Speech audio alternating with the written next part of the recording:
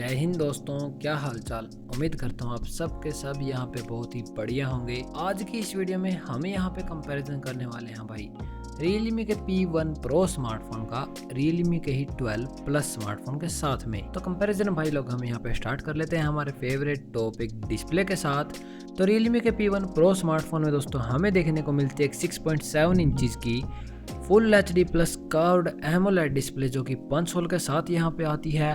120 hertz का refresh rate दिया गया है, 950 निट्स की पीक ब्राइटनेस और यहाँ पे ACG ड्रैगन ट्रेल का प्रोटेक्शन देखने को मिल जाएगा।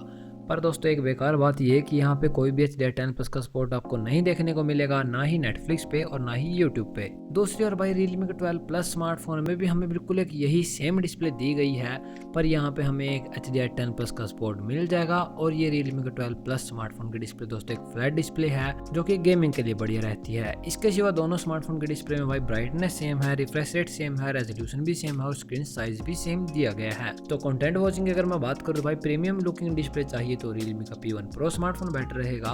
HDR10 प्लस का सपोर्ट चाहिए तो यहाँ पे 12 प्लस स्मार्टफोन बेटर रहेगा। आगे हम यहाँ पे बात कर लेते हैं इनके चिपसेट की यानी कि परफॉर्मेंस की। तो Realme के P1 Pro स्मार्टफोन में दोस्तों हमें देखने को मिलता है स्नैपड्रैगन का 6 Gen 1 प्रोसेसर जो कि यहाँ पे 4nm के ऊपर बेस्ड है और इसका एंट्री स्कोर निकल के आता है करीब 5,80,000 के आसपास।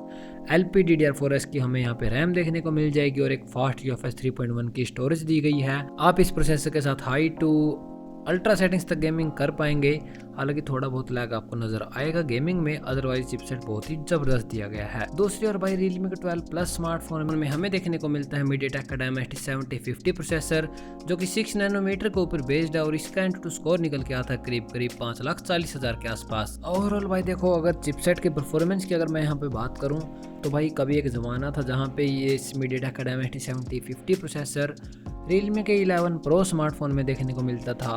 आज हमें यही प्रोसेसर दोस्तों यहाँ पे 20,000 रुपये में Realme के 12 प्लस स्मार्टफोन मिल रहा है। और इससे भी बड़ी बात तो ये है कि भाई P1 Pro तो छोड़ो, Realme के P1 स्मार्टफोन में हमें ये प्रोसेसर 15,000 रुपये में मिल रहा है। तो भाई गेमिंग अगर आपको बढ़िया वाली करनी है, इस बजट में ज़्यादा परफॉर्मेंस भी चाहिए, तो भी यहाँ पे Realme का P1 Pro स्मार्टफोन विनर बन जाता है। अब हम बात कर लेते हैं दोस्तों इनके कैमरा सेटअप की। तो Realme के स्मार्टफोन में भाई हमें यहाँ पे सिर्फ एक ड्यूअल कैमरा सेटअप दिया है, पर दोनों के दो कैमरेज दोस्तों यहाँ पे काम के हैं। प्राइमरी कैमरा दिया है दोस्तों एक 50 मेगापिक्सल का सोनी का मेन सेंसर जो कि बढ़िया वाली हाइयर रेजोल्यूशन की फोटोज क्लिक करके दे देगा।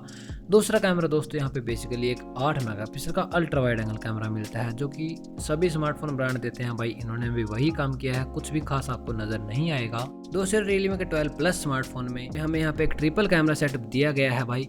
50 मेगापिक्सल का प्राइमरी कैमरा दिया है OIS के साथ, दूसरा कैमरा हमें यहाँ पे 8 मेगापिक्सल का अल्ट्रा वाइड एंगल कैमरा मिल जाएगा और एक तीसरा कैमरा दिया गया है भाई डेप्थ कैमरा 2 मेगापिक्सल का। मैक्सिमम वीडियो सपोर्ट की बात करें तो भाई दोनों स्मार्टफोन में हम यहाँ पे 4K वीडियो रिकॉर्डिंग कर सकते हैं। वीडियो स्टेबलाइजेशन के लिए OIS का सपोर्ट भी देखने को मिल जाएगा। और इनका फ्रंट कैमरा में यहाँ पे दोनों ही स्मार्टफोन में 16 मेगापिक्सल के सेल्फी कैमरे दिए गए हैं। बढ़िया कैमरा सेटअप की अगर मैं बात करूँ तो भाई Realme का जो 12 प्लस स्मार्टफोन है उसमें हमें सिर्फ एक 2 मेगापिक्सल का डेप्थ कैमरा एक्स्ट्रा मिल रहा है जो कि भाई ना तो कभी किसी के काम आया और ना ही कभी आएगा, उसको तो भाई आप भूल ही जाइए। अदरवाइज दोनों स्मार्टफोन के कैमरास बिल्कुल सेम निकल के आते हैं भाई। OIS का support, 4K video recording, ultra wide angle 8 megapixel का सेम दिया गया है।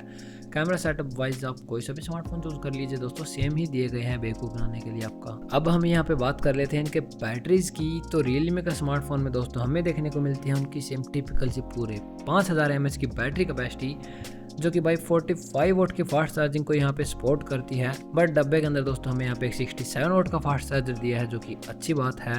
दूसरी ओर भाई Realme के 12 प्लस स्मार्टफोन में उनकी 5000 mAh की टिपिकल बैटरी कैपेसिटी मिल जाएगी जो कि 67 वोट की सुपर बुक चार्जिंग के साथ आती है। तो यहाँ पे भाई बैटरीज में थोड़ा सा हल्का बहुत फर्क निकल के आता है, वो भी फास्ट चार्जिंग में। 45 वोट की फास्ट चार्जिंग मिलेगी P1 Pro स्मार्टफोन में, 67 वोट की फास्ट चार्जिंग के लिए आप यहाँ पे 12 प्लस स्मार्टफोन की तरफ जाइएगा। नेटवर्क एंड कनेक्टिविटी की बात करूँ तो Realme के P1 Pro स्मार्टफोन में हमें यहाँ पे 9 5G के बैंड्स, Wi-Fi 6, Bluetooth 5.2 के साथ out of the box Android 14 का सपोर्ट मिल जाएगा।